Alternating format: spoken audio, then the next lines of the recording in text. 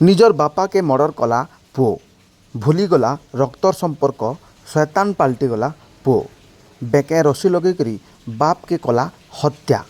जुहार Bargarh TV के आपण मान को स्वागत। आमर चैनल के सब्सक्राइब करुन। आपण जदि फेसबुक रे देखुचन आमर फेसबुक पेज के फॉलो करुन। आउ देखुन बरगढ़ जिलार टिकनिक खबर आसुन नजर पकामा बहुत बड़ खबर उपरे।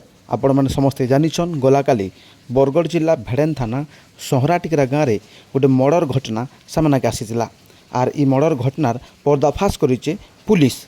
गाँवर मगनिया सेठ राति छदुपरे खटे शुईतार बेल के तांकर सान पुओ 28 वर्षिया गोपाल सेठ ताकू बेके रसी रे निजर बापार टंटी चिपिकरी मारी देतिबार पुलिस आगड़े स्वीकार करिछे। निशा करबार लगी पैसा मागितला गोपाल हेले पैसा नहीं देले बोली निशाग्रस्त पुओ एते बड़ कांड करतिबार पुलिस सूचना देचे।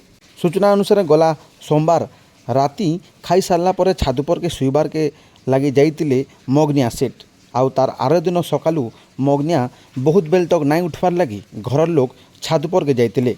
खटुपरे तांकर मला देह पड़ी तोर बेल के बेके दाग और आँठुरे आघात लगी परिवार लोग देखबार के पाइतिले।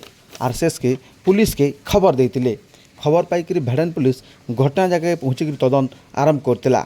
पारिपार्श्विक स्थिति बाप पुअर झगड़ा आउ सरपंच कर बयान अनुसार गोपाल सेठ को संदेह रे थाना के आनिकी पचराउचरा करतिला भेड़न पुलिस।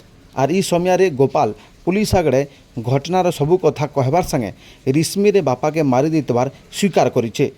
मृत मगनिया सेठ कर झी माधवींकर एतला हिसाबे पुलिस दफा 302 मामला रुजु करी अभियुक्त गोपाल के गिरफ करिछे आउ आजका कोर्ट चालाण करिछे। निशार लगी गला फेर गुटे जीवन 7 दिन भितरे पहला सरसरा रे हेला मर्डर आर गला काली सहरा टिकरार भी हेला मर्डर।